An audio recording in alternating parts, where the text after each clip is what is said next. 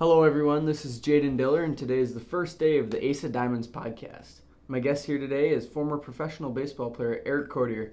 Thank you again for letting me do this and come down here and everything. No problem at all. So, talk to me about your journey, like from NC State, choosing that, high school, then choosing to play professional instead of going to college. What made you choose that and everything? Well, the path through high school was interesting at some level because I came to Southern Door my freshman year. I didn't go to Southern Door from elementary school all the way through. I joined in, call it, to the Southern Door clan, Southern Door crew my freshman year. So it was interesting because I came in and I was a pretty good athlete at that point in time. Played a lot of different sports at that point, and just trying to find friends and make friends, and also be able to play, and also have just go through school naturally. It's not the easiest thing in the world to if you're not, unless you're a social butterfly, to be able to come in and just make friends and just fit in. And so that was something that was a little tough early on for me, because I'm just not that social butterfly. At least I especially wasn't back then. And I just worked through the process of kind of getting to know and go through high school. And as I got to the end of high school, I had a lot of that's when kind of those relationships really started to happen. And that's when I think I took another step, I guess, when it came to sports, but especially in baseball. Just knowing that I had I had my own thing going, just really pushing to go off to school and pushing to try to get to a school. But then knowing that when I was playing back at Southern Door, that I had a great group of friends and a great supporting cast of family and friends that were there around. So I think that's when it kind of took off. My senior year was kind of a blur, especially the second half of the senior year. I played football, basketball, baseball. Honestly, I enjoyed basketball more than anything else when I was playing, going through high school. It really turned into a blur about halfway through my basketball season, as that was kind of the beginning of the ramp up for the baseball season, especially just making sure to get my arm going right and making sure that I could prepare to go play as a senior. Stepping back for a second, I played travel ball for 2 years, really, where I traveled a lot for travel ball. Going into my senior year, I lived in Ohio, playing with the Ohio Warhawks that year. That's when I got to really got kind of stepped out where people could see me, and that senior year basketball season just really turned into a blur, because I committed to NC State at that point in time. Senior year, about halfway through the year, signed my letter of intent at that point in time. I was really excited to go there to be an engineer, and really get an opportunity to play on a really good baseball team, and just see what would happen. But at that point in time, draft aspirations were starting. We had an opportunity, even coming out of my senior year, after kind of going through some of the travel ball and some showcases late, to know that there was a chance I could get drafted. And then when my senior year happened, and it was kind of already, it started to become a job. And but the opportunity arose just because I did stay healthy, and I played pitched pretty well my senior year, obviously. So when I got picked in the second round, part of the leverage you have when you're a high schooler, especially from the north, is that you're raw. You've got a fresh arm per se. And that you could, a professional team, at least back then, a professional team would look at you as somebody that is very moldable, and very young. And back then, they really wanted to grab high school arms before they went off to college, so that way they could kind of mold them for those 3 years that they could have them, that they would maybe typically have to wait for somebody coming out of college. So there was a lot of leverage at that point in time. I got a really good offer from the Kansas City Royals, and at that point in time, the money just made too much sense to go ahead and bypass and go straight to professional baseball. There was a fallback opportunity that Major League Baseball offered, which is a college scholarship program that Major League Baseball helps put on. That if, say, baseball went to work after a couple years, they could have gone back and gone back to school and still had it paid for, which would have been obviously an option. But ultimately, it turned out that my career just became, got stretched out, and I was fortunate enough to play for a while, and so I ended up not taking that opportunity, but got a chance to play a long career. Sounds like a journey. That's the beginning of it. Yeah. When you chose NC State, were there other options, or was it just when you got that offer, got that opportunity, where you're like, okay, that's what you wanted to do at that time? There was a lot of initial interest from a lot of different schools. I was lucky enough again to have a lot of interest. Back then, email wasn't as big of a thing. It's dating myself there a little bit, but Yeah. email wasn't as big of a thing. We still got tons of real letters and lots of phone calls and things like that we had collected. I had letters from a lot of different schools. I had interest from a lot of different big schools that I was excited about. The one I really actually wanted to go to initially was Clemson. A lot of that is because of Jason Birkin, who I'm sure we'll get to this point with ISA, but he had gone there and he was a local guy. I thought it'd be cool to go off to school, be with another local guy, but still be down south where it would be warm, which was something that I did want, and ultimately didn't.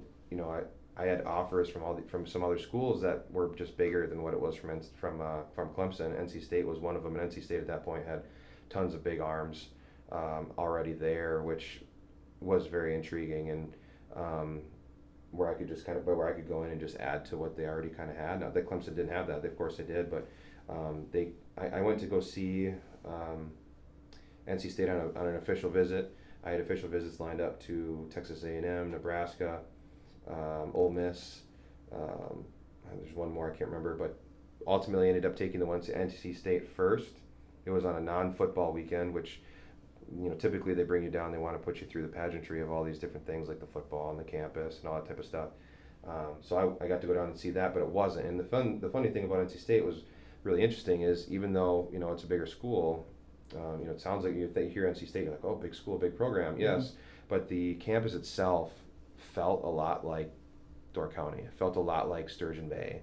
It wasn't huge. It wasn't, there wasn't Starbucks on every corner. And I know that we start to get that up north, but which is perfectly fine. But at that point in time, it just felt more like home at some level. So I was pretty excited about that. And I was taking those visits on top of that after football games on Friday nights. We're leaving on Saturday morning. But we ended up going the next week to Ole Miss, and Ole Miss had a football game, and that was Eli Manning's senior year, and he was in. That's awesome. He was, talk about king, man. That guy was amazing. Just to watch him walk around, and got to watch the football game and be on the field at pregame, and Snoop Dogg comes on the jumbotron, and like it was incredible. It really was. Yeah. But we walked out of there and jumped on the plane on my way home, and my thought process was, wow, it was awesome. Ole Miss threw everything they possibly could at me, and I still want to go to NC State. Yeah. And that was it. So at that point in time, I was like, I can cancel all the other ones. It was just kind of the telltale sign of that I wanted to go to NC State at that point. It's awesome. So what was it like signing your first professional contract then? Like, I guarantee it was a surreal moment, just getting that and being able to. Yeah, it was. Again, I kind of touched on before. It felt like a job a little bit already my senior year. So, kind of that was what my job was trying to be. It was trying to be that, and it was very interesting because you got drafted. I knew that there was a pretty good chance that I was about to sign, but there's still negotiation that needed to go on. It didn't take very long. I wasn't trying to hold out for a ton of money. I wanted to go play.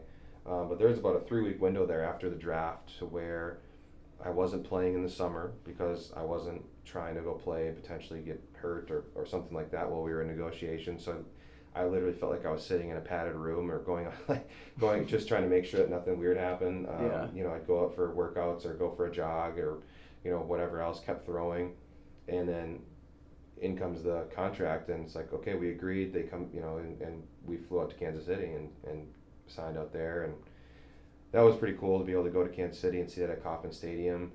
Got a pretty cool picture from that first day of being out there in full KC uniform right after I signed, being on the field and at the Kauff, and that was pretty awesome. But admittedly, though, at that point, it was also still a blur. I mean, that's where this kind of all, maybe the common theme of this here for a while is that early on, everything was very fast. It was one next to the next to the next to the next, and it was, you didn't really realize, like, okay, I gotta take a breath to enjoy this for a minute. Yeah.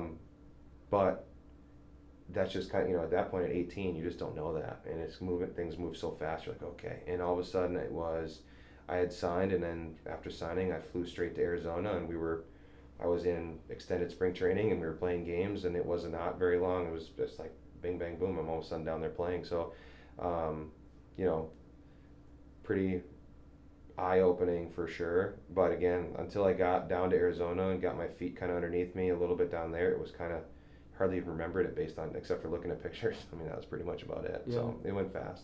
And that was right after you graduated high school too. Yep. Just months after. It was, June. The draft was June 6th, I think, or June 4th, something like that. And then I would have been down in Arizona by mid-July, I would say, maybe earlier than that even. So early July, I'd say. So it was quick. Wow. Yeah, it was quick. You said earlier that it took 10 years from when you first got drafted till you got called up to the big leagues, correct? Mm-hmm.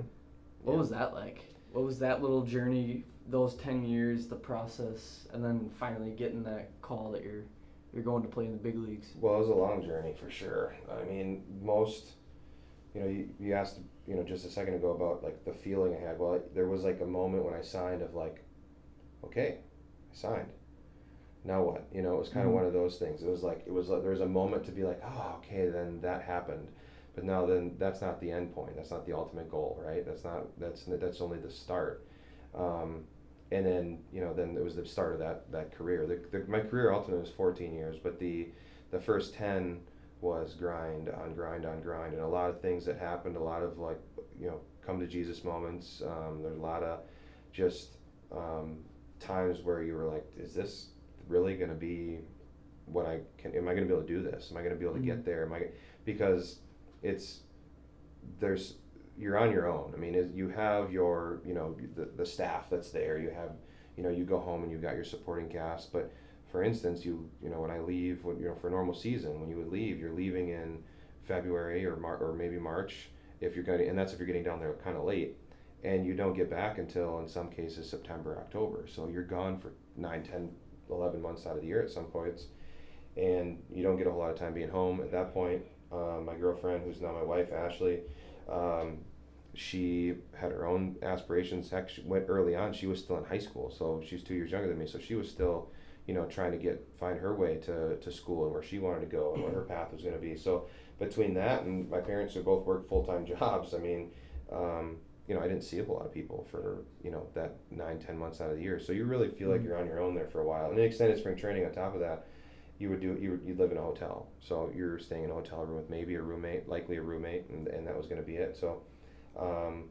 it was interesting for sure. The track I took was to get there, to even just get the cup of coffee, was pretty wild, I guess I would say. It was multiple injuries. Got traded once. Was released a couple times, or moved a couple times, you could say. And all of those were, hits to the ego or hits to your confidence or hits however you want to spin it. But 2000 drafted in 2004, 2005 I played in extended spring training. I went to what's called instructional league after 2006. Went to spring training. Played in spring training. Was not given an opportunity to play any an A ball, like a full season club. But they still had a lot of work to do to get me ready. 2000, so I was there for extended spring and then short season rookie down in Arizona. So I spent almost an entire year in 2005, 2006 down there. At the end of 2006, I got to finally bump out and go to a different club. Got to be with the Burlington. You got to go play in Burlington, Iowa, which actually got to play the Timber Rattlers. I didn't get to play up here in Appleton, but I got to play against them, which was pretty cool. Yeah. But I got a couple of starts and then bang, felt a little twinge in my elbow, and a month later I was having Tommy John, and my career that started to seem like it was accelerating toward the big leagues got derailed really fast, and that was a moment of like, oh my gosh, what's happening? Because I'd gotten promoted at the halfway point of 2006. Within 3 weeks, I got promoted again, and was at that full season club and was starting that process. So my stuff was as good as it ever been in my life. I was, a 20-year-old starting pitcher who was touching 98 miles an hour multiple, every start, and really not having much issue with any lineup that I faced, to not being able to throw a baseball. And that was very, very, very tough to kind of go through. It was my first real major injury I ever had. That had to do with my arm. Back in 2005, I had to deal with an injury with my knee that cost me 3 months. But that was an extended sprain, and it was not my arm. It didn't feel like it was going to be a problem. It was just a speed bump. This one felt like a concrete wall. Mm-hmm. So then I ended up going from there to middle of rehab. I got to come back here a little while for my rehab.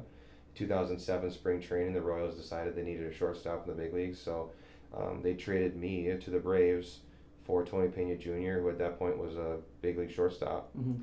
And I got to be, and so I got moved, and I was 5 months into my Tommy John rehab and hadn't thrown a ball yet. And it was very interesting. It wasn't a smooth road with my rehab. Range of motion was really hard to get back for me for some reason. But I was lucky enough, and it was probably a blessing, honestly, for my career, although a physical therapist with Kansas City was amazing. Moving to Atlanta with the physical therapists that were in Atlanta, I think is what kept me in the game at that point in time. They were so good there in Atlanta, that it just was really, it was really probably one of many things that kept my career going. Ultimately, it still wasn't smooth though. By end of my, say maybe 10, 12 months I was actually at 14 months after another off season. I was finally essentially cleared to play and cleared to pitch, and all of a sudden I'm thrown in spring training thinking that I've got a chance to go play affiliate again, go play full season. Another twinge in my elbow happened in a spring training game, and I had to start all over basically. So I went and saw Dr. Andrews. I was told that I had retorn my ligament. That was completely devastating at that point in time, because I thought, well, this is over. If that one didn't work, this is just, it's not going to happen. It's not going to work. Went to see Dr. Andrews. He said, no, everything feels good. I think it just was a misread MRI. So, a roller coaster of emotion. At that point, I had to restart some process. Not all the way back the throwing program, but I had to restart the throwing program, build back up. Got close to games again, twinge again. Same thing happened again. We were at 18 months at that point in time, and so it was another setback, and it was another take 10 days of rest, get the inflammation out, go and try again. And then at that point in time, it didn't work. It was going to be okay, we're gonna do it again, have the full surgery all over again. So a little funny story. I know I'm going long, but a little funny story is Johnny Venters, who ultimately has had 4, I think, Tommy Johns of his own. Now he's retired. He's a great dude. He was in the process of recovering from his first or second, I think, at that point in time. I just couldn't figure out why my pain was going on in my elbow, so I was like, hey Johnny, let's go outside. If I'm gonna have this again, I'm gonna throw the ball as hard as I possibly can, and I'm just gonna remember what it feels like to let a ball rip and not have, and pain or not, I'm just gonna let it rip. Mm-hmm. So we went into we were at Disney World Sports. I remember it like it was yesterday. We were down the right field line, and I just went out without hardly throwing any. You have this process to throw and get ready, and I'd thrown maybe 3 balls and walked out to 90 feet and stepped back and curl hopped and threw the ball as hard as I possibly could for 3 or 4 times, and felt what I can only describe as like ripping off a beef jerky. Really? In my arm, in my elbow. I was like, well, there it is. It went. And it retore again. And that was my thought. Okay. And I unloaded another ball, and it was pain-free. And I unloaded another ball, and it was pain-free. And another, and another, and another. And Johnny ended up just walking back inside, and I just kept throwing balls up against the wall as hard as I possibly could, because I'm like, is this right? Is it real? Is this happening? I went on the mound in the bullpen there and just started throwing balls up against the fence. Just to like, it feels fine. And it was like a mind-blowing, like, oh my gosh, this happened. And I went back in, talked to the physical therapist, and he said, well, all right, I guess we'll play catch again tomorrow. Yeah. Instead of call the doctor, I'll postpone that call. I was like, that would be great. And from that process right there, it was just a build-up, and I was fine. I never had any issues after that. Really? Yeah. None? None. That's awesome. So that got me to 2008, 2009, 2010. I had worked my way through affiliate ball for the Braves. I got to AA. 2010, got added to the 40-man roster, which is a big deal. Yeah. At that point, which is essentially being added to get a much easier path to potentially get to the big leagues. During 2010, I was in AA, had one of my best years I ever had. To get to that point, 2011, I actually started the off season after having a second elbow surgery. Nothing with my ligament, but I ended up going to fall baseball, which is really good for prospects. It's like kind of like, if you go to fall ball out in Arizona, it's you're slated to be there soon, kind of thing. And while I was out there, I somehow must have moved something out of alignment in my elbow or something. Just not even throwing. I was holding a baseball, and I moved my arm in a funny way, and something happened to where I could not extend my arm without pain. Really? And went through an entire off season. I took time off, tried to see if that would fix it, and it didn't. And ended up going to have surgery on it. Surgery was just a cleanup.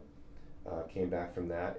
For whatever reason, it was another one of those things. Like, I don't know what's happening. It wasn't fixing it. I still was having pain, discomfort, and had just a moment of the PT running his fingers in the groove of my elbow while I moved it, and it was like something moved itself back into place, and that was fine after that again. Like, two very odd injuries that had very odd things happen that fixed it, and it happened. So I ended up going back, and I got to go out and ended up going out to catch up to the AAA team for Atlanta, and right there, I wasn't far in, but I was throwing pretty well. There was an opportunity to potentially go to the big leagues and spot start, which would have been my very first time.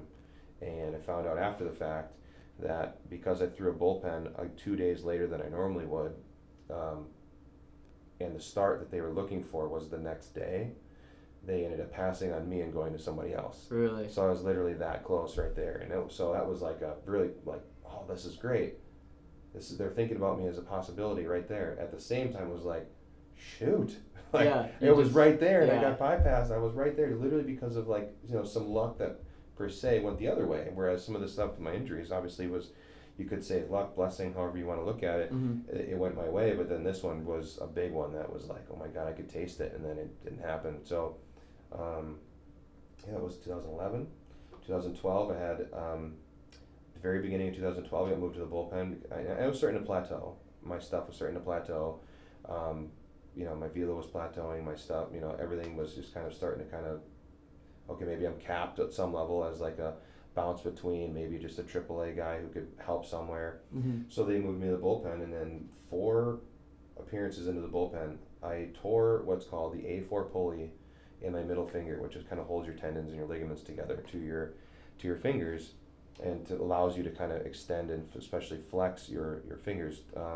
Ben Sheets had it happen when he was with the Brewers. That was the most notable guy that maybe people would know it, but ended up costing me the entire year just about. Came back at the very end of the year, was finally able to kind of build my way back to be able to throw, but I ended up just moving to AA and throwing a couple appearances out of the bullpen, and then ended up going home. At that point, they took me off the 40-man roster and released me, and now I was at a new crossroads of, well, now what do I do? Luckily, I still had some interest from other organizations, but that was really the first time where I just was released and I was a free agent, like trying to figure out what I was going to do. Yeah. Another really nerve-wracking time of, am I going to get to see, what opportunities am I going to get? Anywhere I go, it's going to be new people that I don't know. I have to make some friends or make some, build some relationships with some people, almost like I was back in high school. And it ultimately got pretty lucky. I got to get in with the Pirates, who are known for developing pitching. They're known for taking kind of some of those guys that have shown potential and maybe were on the edge at one point, and they had some pitching guys, some gurus there that kind of have helped a lot and have made some pitchers out of some people that were similar to my boat. So I went down early and spent a long time down there and got to spring training and got an invite to big league spring training, which was cool. And I got what some people call the kiss of death. I was asked to drop down to throw sidearm, which was interesting to say the least. But I basically went through an entire off season or half an off season trying to learn how to throw sidearm and pitch and be able to know where the ball was going. Not easy to do when you've never done that in your entire life. So what made them want to do that to you? It was, I think they saw where I was at from throwing, just traditionally with that kind of plateau feeling that I was, kind of talking about before. And I think they probably saw it at some level too, but thought, okay, good arm, let's see what we can do. That kind of turned me into a project. And I was down there early, so they had a lot of time to do it. And that's kind of what I think they just thought, well, we'll try this. We're going to go project and see if we can get something, maybe flash in a bottle type stuff. And that's where I kind of was at, was in my career. I was like, oh my God. They're dropping me down. This is not good. It's this better work, and so I tried, and I'd say the first appearance that I ever did in a game doing that, I think I threw like 7 balls to the backstop. I had full adrenaline for the first time, never doing it. I had no idea where the ball was going, and they knew it too. So I got sent down and tried to continue to work at it, and got to the end of spring training, and they brought me into the office like, look, we're not going to send you to AAA. We're not going to send you to AA because you're too old. And at that point, I was 28, I believe it was. Like, well, what do you want to do? You can stay here in extended spring training down in Bradenton, Florida, which they have like this place in extended where it feels like a prison. It's like a concrete building, like hotel made out of concrete that, and their facility behind it. I'm like, anyway, they said you can stay here, or if you got somewhere else you'd rather go, or somewhere else better to be, we'll release you. And that time, at the end of spring training, everyone's cutting. So everyone's trying to bring their rosters down. There's no jobs to be found. So at that point, I'm like, look, I'm going to stay. If you're giving me the opportunity, I appreciate it. I'll stay in case something happens. I'm going to keep working. I'm going to stay here. So they said, great, sounds good. So I got out of my apartment, moved into the dorm, that they had there. Got to meet a guy named Mike Stilley, who was one of the 2 pitching coaches that were down extended.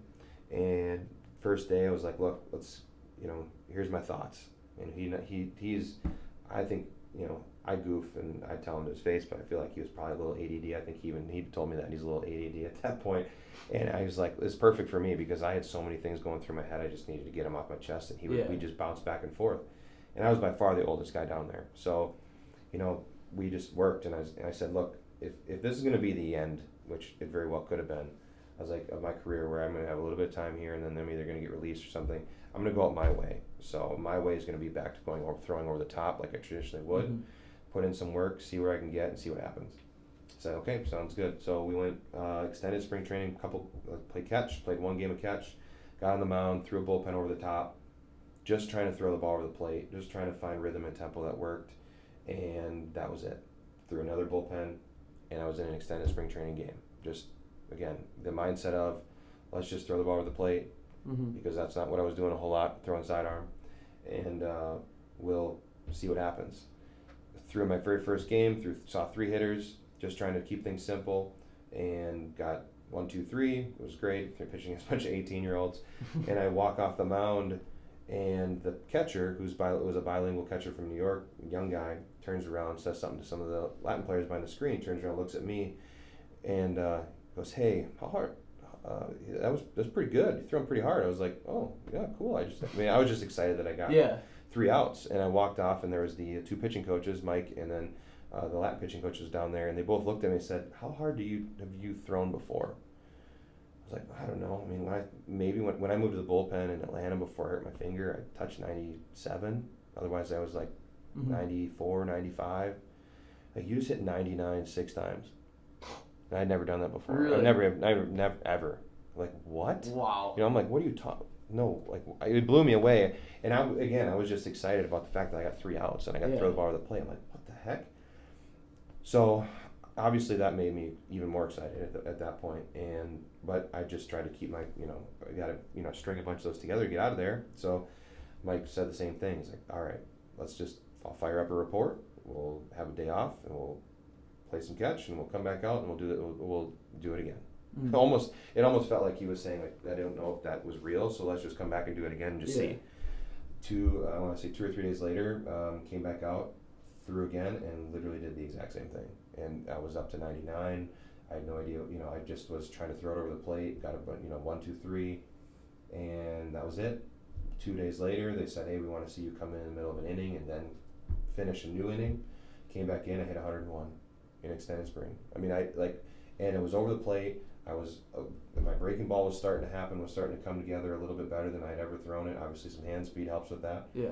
And it was the next morning. I got woken up at 4:30 in the morning and said I had a flight up to AAA. That's and awesome. It was on my way. So, pretty crazy stretch run that happened there. But I mean, then I went up to AAA with Indy, and that's where Garrett Cole was. Obviously, everyone knows who Garrett is. Yeah. And there were a lot of, they were getting ready because we were getting ready to be, moving into the big leagues in Pittsburgh.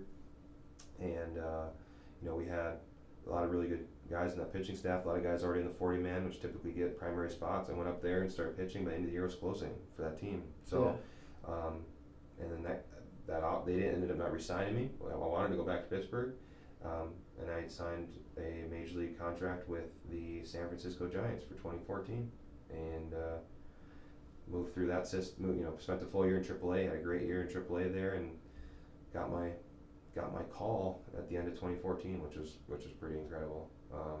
That was very similar to the draft question you had before of what did it feel like, and the one thing that's a little bit funny, another side tangent story, I suppose.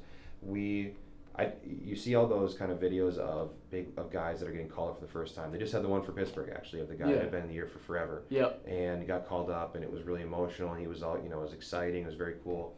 Mine is the opposite. It was 40-man roster expansion time, and it was the first day of expansion, and I know that some guys had gotten called up. There was rumors of who had gotten called up, and confirmations from kids that were, guys that were friends, and I had not.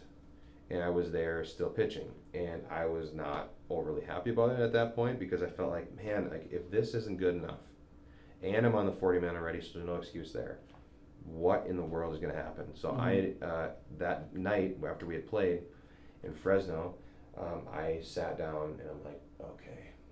I grabbed the sticks. I played video games quite a bit when I was through there. And I just sat there and was like, this stinks. And I have a buzz come through on my phone.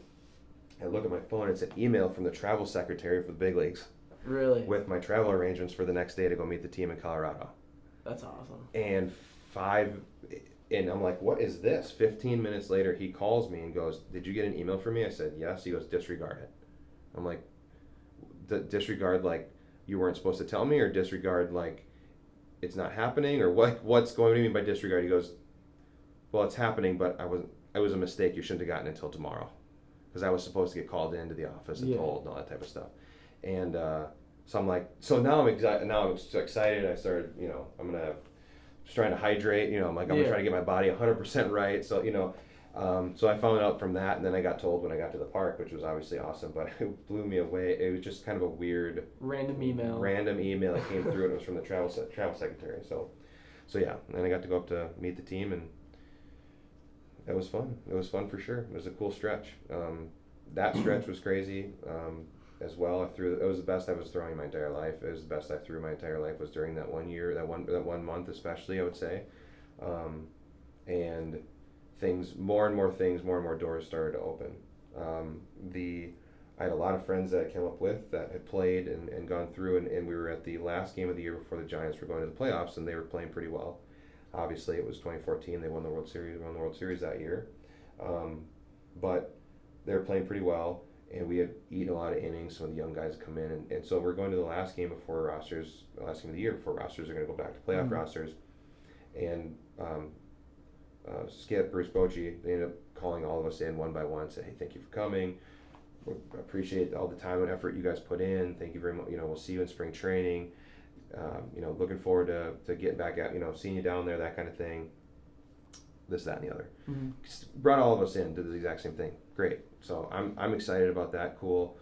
We're playing a game that's essentially a meaningless game against the Padres that day, and got brought in late. Almost got a save opportunity, which would have been pretty awesome.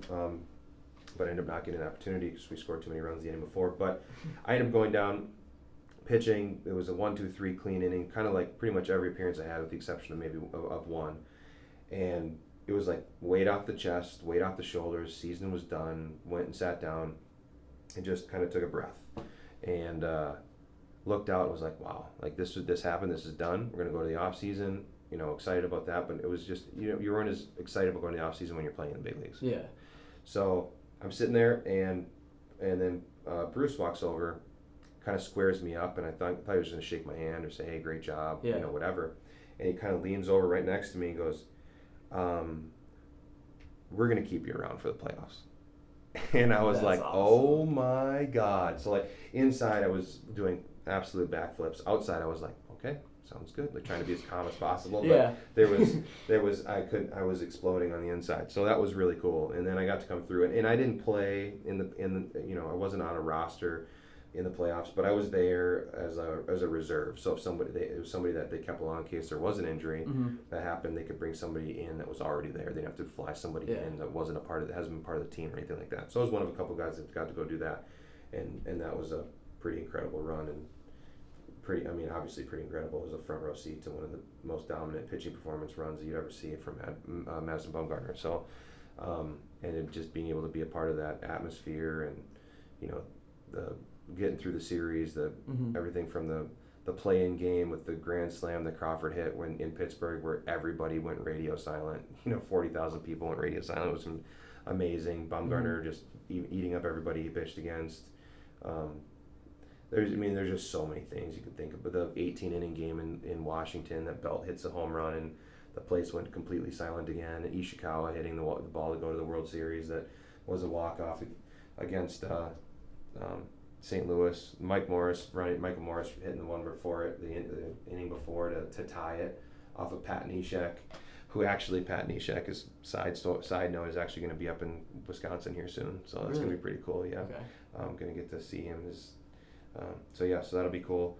But yeah, it was just a crazy, incredible stretch, and 2015 was pretty much the same thing for the most part.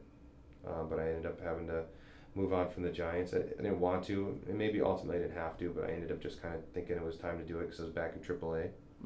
Went to Miami, got to and pitched the big leagues right away with Miami, which was cool. I got to see it it was one of the goals was to make a 25-man roster, not a 40-man roster, get to the big leagues when everything had expanded, but actually make a 25-man roster. And I got to do that in Miami, and that team was stacked and loaded. It should have been so much better than it was. That was, you know, Giancarlo Stanton and Christian Yelich and Ichiro and Fernandez and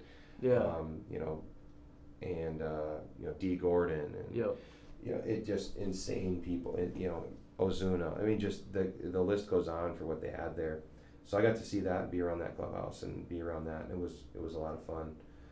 At the end of the year, I ended up getting released from them. I had a shoulder bug that hit me at the very end of the year, but got released. And all of a sudden, I'm getting an opportunity to go pitch in Japan. Pitched in Japan for a year and was over there for 9 months, and some ups and downs over there of learning it with just being around a different culture. Talk about being on your own over there. Completely different country. Completely different country, place to myself. You know, my wife was still pushing through and getting her feet underground for her own job and her own career. So she ended up not coming over for the long haul. She came over for a couple stretches, but I was by myself for 9 months essentially, and that was very interesting. But the culture was very interesting to learn about and be around, and the baseball is very different over there. But ultimately, it was all said and done. There was a lot of things learned. Ended up coming back from there. I went to the Red Sox for AAA for a little bit, got released, and at that point I was 14 years in, and my wife and I were thinking about starting a family at that point. We were thinking about it for a little while, but we're just kind of at that point. It was like, you know what, I had maybe a couple opportunities here or there to go and continue. I was like, it's time to stay home. So ISA was getting off the ground. Jason was here. And we were just talking about starting that thing up. He and I were teammates in 2014 when we were in Fresno, so that's where we really got to know each other. But at that point in time, we were right there for maybe saying let's do this instead. So that's kind of how it worked. So you were thinking about going to Clemson, where he was. Yep. And then you ended up teaming up with each other. Yeah. In the middle, like towards the end of your careers, pretty much. Yeah. And Jason, at the beginning of 2014, he was, and he'll tell you. I mean, I'll admit it 100%. He helped me a ton because I told you about how I was didn't it was it's not I was not overly outgoing. I was very focused on what I was doing. It was not as easy for me to make friends. Jason made friends with anybody, and he was there and really kind of moved me out of my shell a little bit, because he and I knew of each other, helped with some of his stuff here at home with camps and things like that, just from knowing each other. But we never really got to know each other like from a friend standpoint. That's when we did. We were road roommates. We obviously spent a lot of time together just from being at the clubhouse for that amount of time, and that was where we really got to know each other. We had a really cool game where we were out there, and he pitched his first 7 innings. I closed it for 2, and we ended up having a Wisconsin only, shutout over That's the awesome. which was really cool out in California. We were pretty excited about that. It was definitely, that's where we really got to know each other. So coming back then at that point, with ISA, and I don't know if we ever really talked about it at that point, but there was at some point we had said, this could be something we should consider. It'd be cool to do. And he was like, this is, it was his ultimate vision. But I was sitting here at home trying to get caught on to play, and he's like, hey, let's do this. Let's let's be a part of it and do it together. I'm like, okay, let's do it. That way I can stay home, Yeah. And so that's kind of how that transpired. So did you guys what was the thought process behind ISA? Was it just you guys were kind of talking about it for years, just, oh, this would be cool? Or did it just okay, he started it maybe, or you did this? I think it was his brainchild, him and Emily, about building on the camps. I'd known that, and I actually have to talk to you about this and talk to the team, the Southern Door team this year, about how there was a time where I knew I wanted to come back and do something here. And what exactly that was, I wasn't 100% sure. Even at that point when I was kind of deciding whether I was done or not. Then Jason had kind of come back and said, look, what are your thoughts, and let's do this. We had discussed it a little bit, but he was starting the wheels in motion, ready to go. And he was, talking about moving back up here. He lived in Georgia at the time, and I was like, this is really kind of what I was talking about at some, and what I wanted to do. I'm like, yeah, let's do this. This sounds great. That's where we even talked about what are we going to call it? What's it going to be? And I say we're going to call it. I mean, ultimately it's Jason and Emily's to call it what they wanted. But at that point we're all brainstorming together for basically a startup company that we weren't really sure what was going to happen. And when we thought about what travel ball is, and what coaching younger kids and training younger kids and mentoring younger kids, and what we really wanted this to be, it was less about, well, we're not trying to promise you a Division I scholarship. We're trying to promise you that whoever's in your training, whoever wants to come in your training, whatever level or whatever place that it is that you're coming in, whether it's a 5-week program or one of our full house team players, whatever that ends up being, that we're going to find whatever ceiling it is that you are, and we're going to push you to do whatever, to find whatever it is, and then see if we can push your ceiling even higher. We wanted it to be something that would give a lasting impact on you as a person, just as much as it is baseball, because there's so many lessons to be learned within the game that translate to work environments with other people, and dealing with failure and things like that's where we really wanted this to be, more than just, hey, we're gonna come on in here, we're gonna make you a D1 player. There's very few Division I players out there. Yeah. That's just the reality of it. And so that's I mean, of course we're going to help push that and help with that, because that's one of the very small things we wanted to be. That's where ISA Impact Sports Academy came from, and call it our hashtag Make an Impact. That's what we want to do. We want to make an impact on as many people and as many kids as possible as they come through here. It's more about that than it is about it, and it's the professional mindset at some level. It's not a collegiate mindset where we're going to harp on you and scream at you. We're not going to make you come in and have all this pre high school practices and bark at you if you're not here, you're not committed, and or it's not supposed to be like that. It's meant to be a more professional atmosphere, but it's also meant to be an atmosphere of inclusion, an atmosphere of in an environment that kids want to come and be a part of, and ultimately I think that came from our time as being a professional and seeing what this is all about, what this ultimately ends up being. You can go to the top, you can get to the top, you can make a bunch of money, you can go win a World Series, for all these different people that have done that signed big contracts or anything like that. But by all means, I'm not saying that's me, but I did get a chance to do the World Series thing, obviously. And you get to that point, and you're like, now, there's a little bit of like a now what? And what we've learned, maybe more than anything, is that, this is why ISA is what it is, and why, the way we try to treat people, is that what baseball really is a platform to be able to help and mentor, and that's bigger picture than just, okay, I get to say that I played professionally. Baseball and professional baseball, but just baseball in general, gives you the opportunity to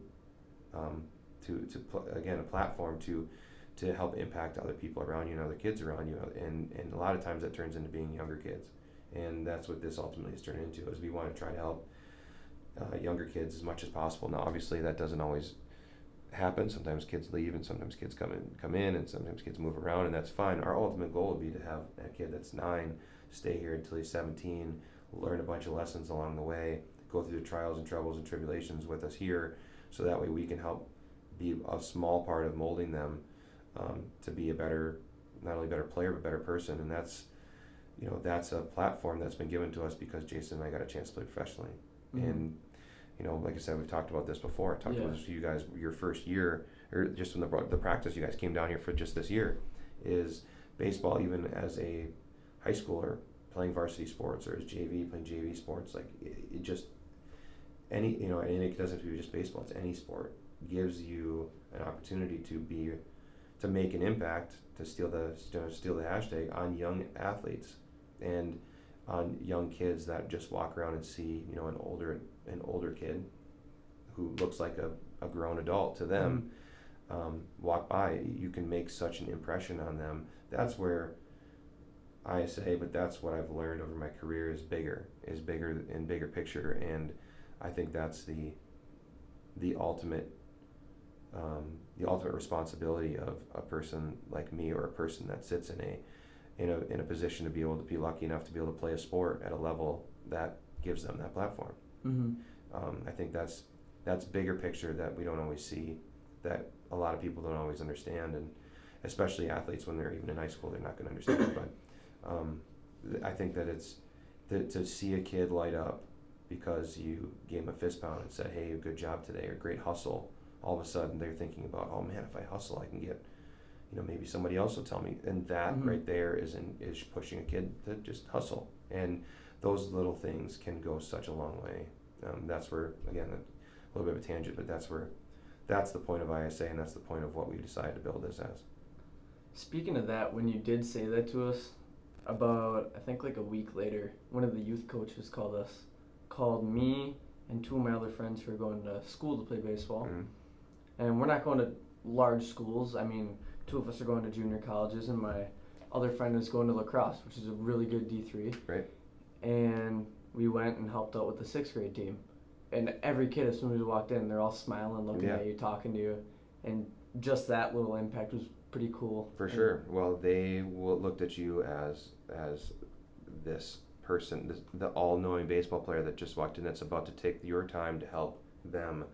And I guarantee they all lit up excited because you were there to do that. And if you don't understand that what's going on during that point, then you're just going to come in, help them, and you're going to walk out and continue to do what you're doing. But if you really understand what had just happened, or what opportunity you have as you walk in that door, that's when things get really cool for you taking the time to do it. Because you can go in with a really bad attitude of, oh my gosh, I got to do this. Or you can go in with oh my gosh, I have an opportunity to help some young kids and help direct them as to what they're going to be, how they're going to be looking at things for who knows how long. Right? Like, you have an opportunity to help you. I'm sure right now, if I asked you to think about something that that maybe made an impression on you from years and years ago, you could probably name off a couple of coaches that said something to you that still sticks with you this day. That is your opportunity with those young kids when you got to go do that, which is pretty awesome. So I'm really excited that got you the opportunity to do that, because that is to me, again, as I've learned through the years, that is the ultimate goal.